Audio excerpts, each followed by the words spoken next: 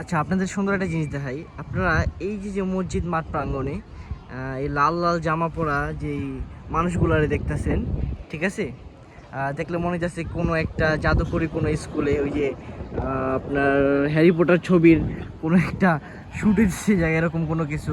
কিন্তু আসলে মূলত বিষয়টা এমন না। বিষয়টা হচ্ছে গিয়া তারা সবাই হচ্ছে বিধর্মী।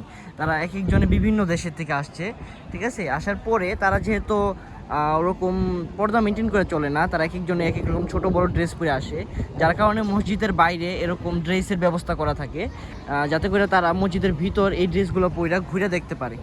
দেখেন, তারা সবাই এখন মসজিদের ভিতর ঢুকতে পারবো। আর নামাজের সময় মসজিদের ভিতর ঢোকা নিষেধ, এটা তারা করতে পারবো না। কিন্তু নামাজের পরে যদি তারা চায় এই ড্রেসগুলো পরে তারা চাইলে মসজিদের ভিতর ঢুকে দেখতে পারবো, ঘুরে দেখতে পারবো, ইমামের সাথে কথা বলতে, সব কিছু করতে পারবো, মূলত ছবি টবি তুলতে পারবো। তো দেখেন এই জায়গায় অনেক অনেক অনেক এটা সবাই মনে করেন এরকম এই ড্রেসগুলো পরে তারপরে এই মসজিদের ভিতরে ঢোকে।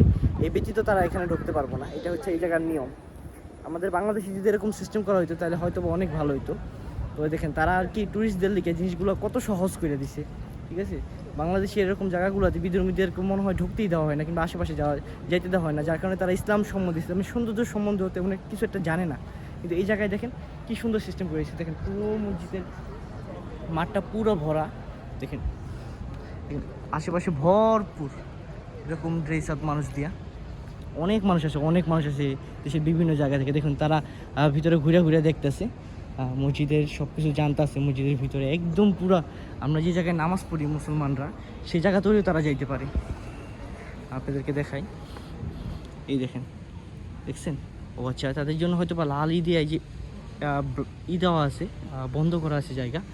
তারা এতখানি এর বাইরে হয়তো বা তারা আসতে পারে না। এই জায়গায় সিকিউরিটি আছে, যারা তাদেরকে আর কি একটু নিয়ে এই জায়গার ভিতরে, যাতে করে তারা এগুলো ব্রেক করে ভিতরে চলে না আসে, ওগুলো তারা চেক করে।